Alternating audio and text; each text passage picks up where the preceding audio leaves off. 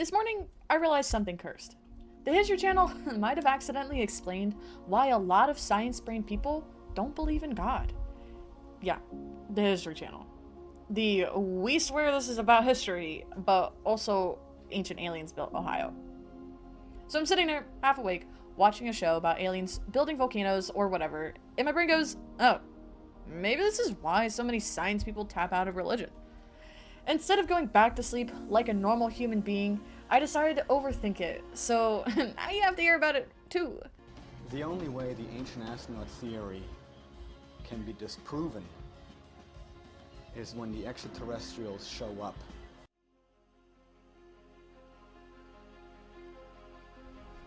Hi, I'm Stumpy, born in the weird era where we remember dial-up internet, but also have TikTok rot our brains out with 30-second clips.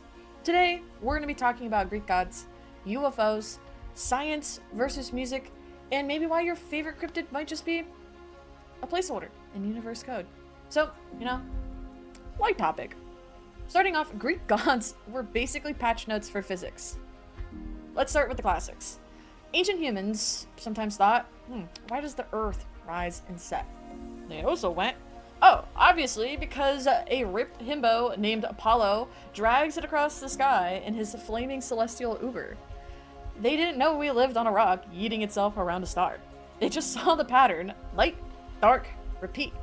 No telescope, no physics, no NASA TikTok explaining it with cute little animations. So they did what humans always do when confronted with the unknown. They made up a story. Thunder? Must be Zeus bowling. Earthquakes? Poseidon having mood swings. Plague? Some god is annoyed. Better sacrifice a goat and hope for the best. Every unexplained phenomenon got a divine customer service representative. How does this tie to science people versus God?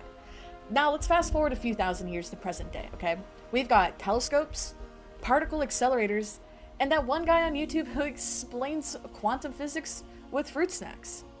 And then suddenly, thunder isn't a god. It's an electrical discharge. Earthquakes aren't Poseidon. It's tectonic plates. Plague isn't divine punishment. It's germs, bad sanitation, and people licking doorknobs during the flu season. The more we learn, the fewer gods we need to use to explain stuff. So for science people, the idea kind of becomes, if history shows that acts of God keep turning into acts of physics, maybe everything is just science we haven't figured out yet. The great thing about the ancient alien theory is the fact that we can compare modern achievements with stories from our ancient past. And so, if today we're able to create a two-headed dog with 6 legs, is it possible that a similar creature existed thousands of years ago? And I say yes. The music versus science conversation that actually broke my brain. Okay? So a long time ago, I had a friend whenever I was in high school that said something that never left me. They were trying to decide which college degree that they wanted to go into, science or music. And I asked them what they were thinking, and they responded with, I don't really want to go into science. Science is something waiting to be discovered. But music is not waiting, it's actually created from nothing. And I was like, whoa. Okay, Mozart, calm down. But also, go on. Science is basically what already exists that we haven't noticed yet. But on the other hand, music is, I just found a song out of emotional chaos and caffeine. So here's where my brain did the annoying thing and linked it all back to God, okay? Science equals discovering rules that were already there. And music and art equals creating something that wasn't there before. If the universe is one giant song, science is just figuring out the sheet music. But if you don't believe there's a composer, then it's just sound that happened. To a lot of science-driven people, there doesn't have to be a songwriter. The melody can just be the result of math and time. Gods, cryptids, aliens. The universe is sticky notes. So here's the pattern, okay? Whenever we don't understand something, we tend to slap a story on it, give it a face, worship it, fear it, or make a documentary about it with some dramatic drums. Examples include Greek gods, mythical creatures, folklore, cryptids, and there's definitely something in those woods, bro. I heard a noise. These are all labels for we don't know what's there yet, but it's definitely spooky. They're just placeholders, like variables in a code. Let mysterious thing equal quote, we'll figure this out later. As science progresses, mysterious thing keeps getting reassigned. Thunder god, electricity. Sea monster, giant squid. Demons, mental illness plus zero therapy plus bad lighting. So for a science-driven brain, even God can feel like the final big placeholder, the variable we haven't written yet. We're building pyramids. Sumeria was created.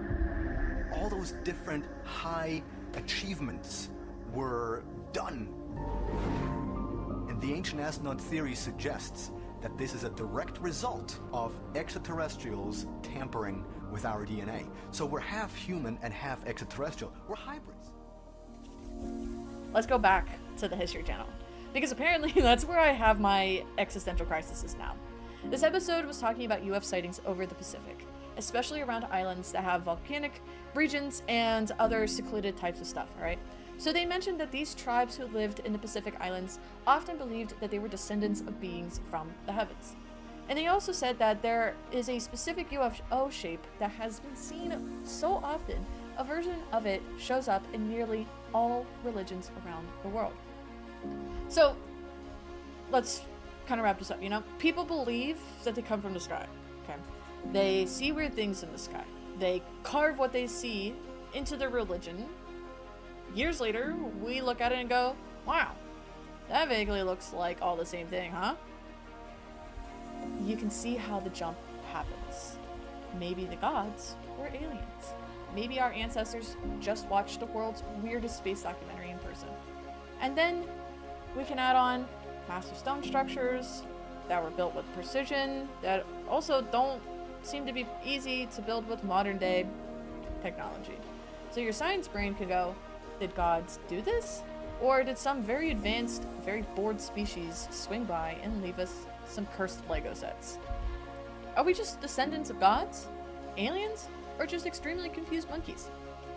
In our past, we believed in that sun gods, thunder gods, sea gods, animal gods, and alienish gods.